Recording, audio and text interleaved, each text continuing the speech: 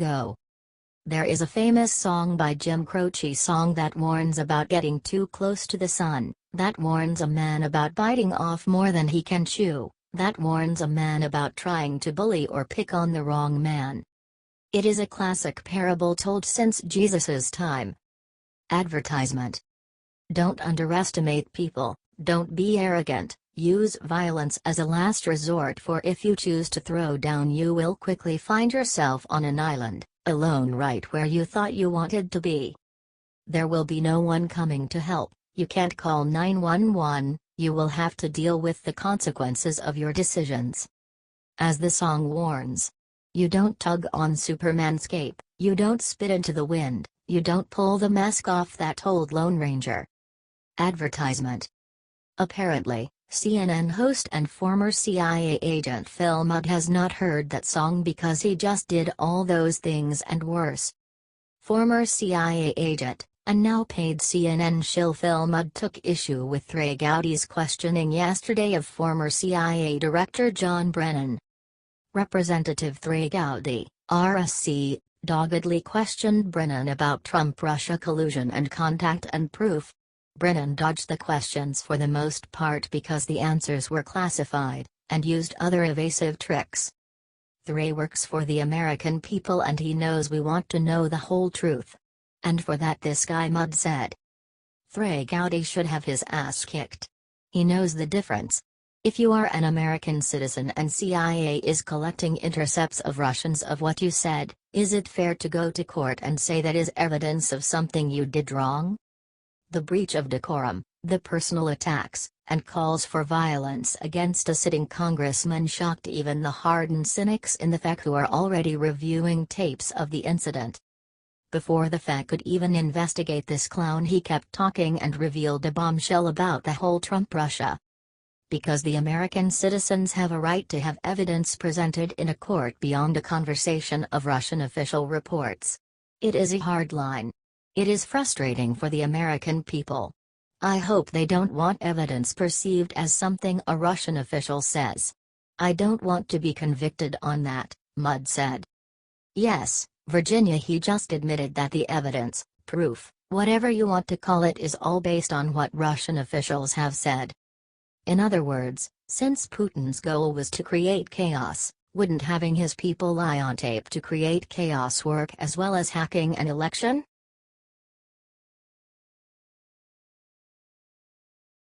Obama disregards Logan Act.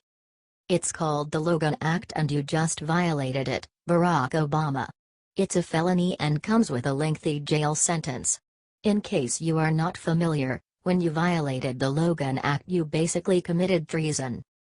From Wikipedia. Advertisement. The Logan Act, 1 Stat.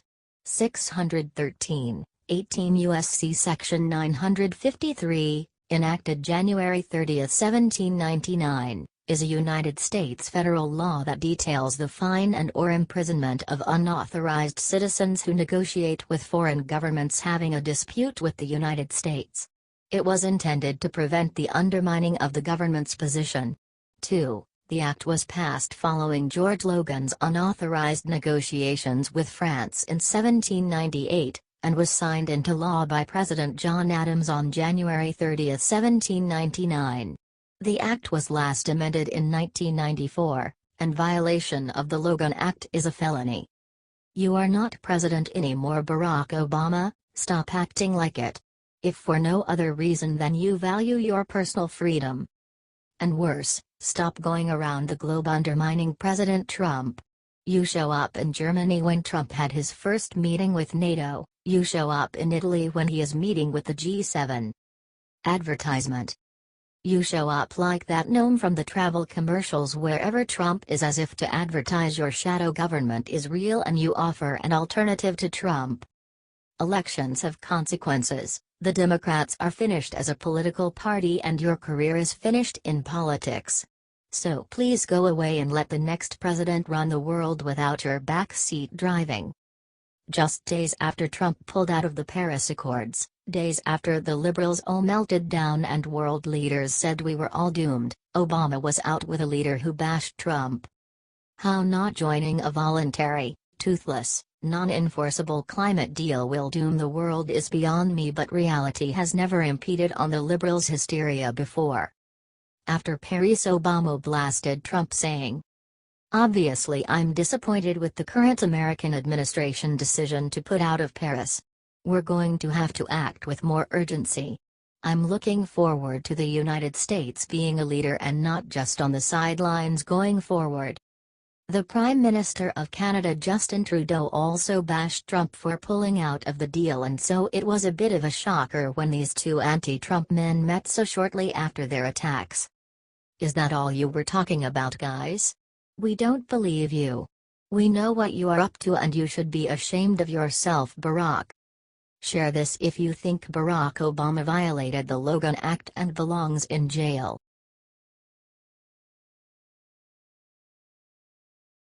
President Donald Trump defended by Romney. Liberals' hate for President Donald Trump is rapidly getting out of control, and they just can't hold their urge to criticize the president or do a Kathy Griffin-style joke. No, Griffin didn't make a joke. This is something beyond any joke. It's a disgusting display. President Donald Trump doesn't deserve it. The comedian attempted to get everyone's attention and decided to make a photo session in which she used the president's detached head covered in blood. The photo itself was more than disgusting, but Griffin didn't mind the disgusting detail, and enjoyed her project. Advertisement.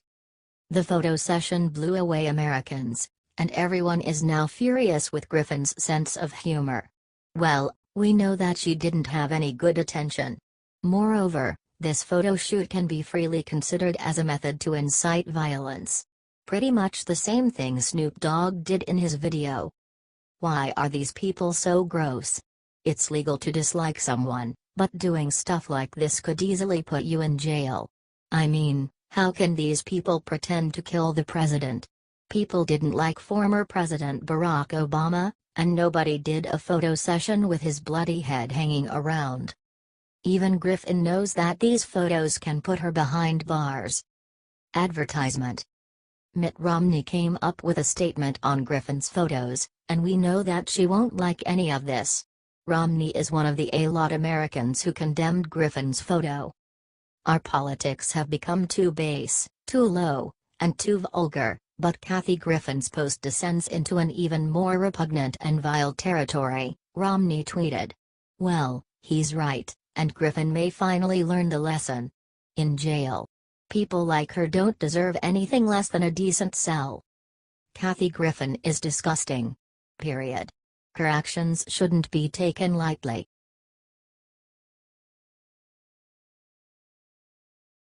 Another win: governor signs bill allowing schools to teach the Bible. This is a glorious day for Kentucky.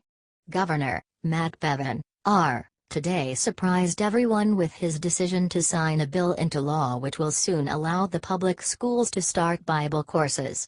This is one great step for humanity and enormous praise to God. This will teach students knowledge of biblical content, characters, poetry, and narratives. Via American Lookout. Governor Matt Bevin publicly signs bill allowing Kentucky's public schools to teach the Bible. At the Capitol on Tuesday, Governor Matt Bevin gave his public amen to a bill allowing Bible courses in public schools. Normally, a bill signing does not open with prayer, but in this case, it may have been appropriate. At a ceremony in the Capitol Rotunda, Bevin signed House Bill 128, which allows public schools to teach courses on the Bible. The bill's sponsor says students need to understand the role the Bible played in American history.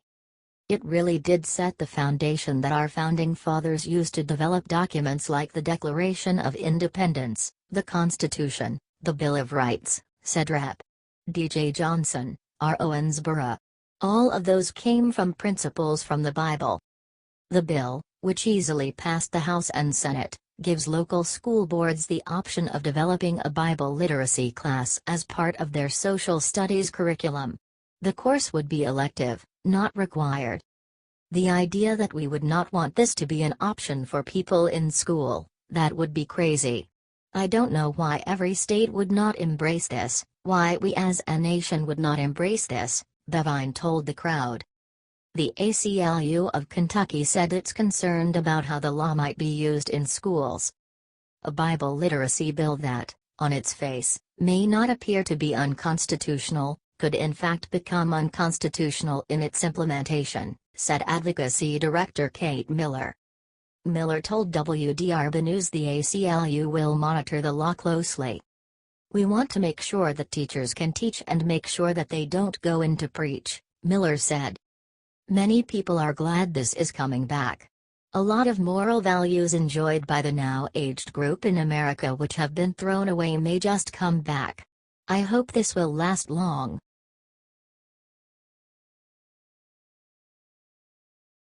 One of America's favorite restaurant chains just trashed our military vets, boycott them now.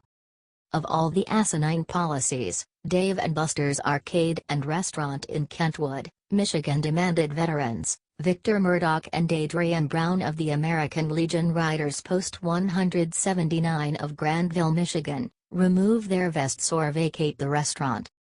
The patches on their vests depicted the American flag, a bald eagle and the prisoner of war flag. The restaurant's management claimed the patches on their vests promoted gang-related symbols. "This is political correctness run amok." According to Military.com, Texas-based Dave & Buster's headquarters issued a statement explaining. The group was asked to remove the jackets or turn them inside out because the business dress code prohibits evidence of gang affiliation. Spokeswoman April Spearman said the policy was in place to ensure that everyone is able to enjoy themselves in a fun and safe environment. The American Legion is one of the oldest, most respected veterans organizations in the country. Since its charter and incorporation by Congress in 1919 following World War I, the American Legion has served as a patriotic veterans organization devoted to mutual helpfulness. The American Legion is most assuredly not a gang. The American flag, the bald eagle and the prisoner of war flag are not gang symbols. Dave & Buster's needs to reap what they have sown. The internet is full of forums and discussion groups planning to boycott Dave & Buster's for their utter contempt and disrespect of American veterans. Dave & Buster's is not only disrespecting veterans who have served our country, they are denying them their First Amendment right to freely express themselves. What does this say about America when our veterans cannot display the very flag they fought and died for? Not sure how to pronounce it, but the word is boycott.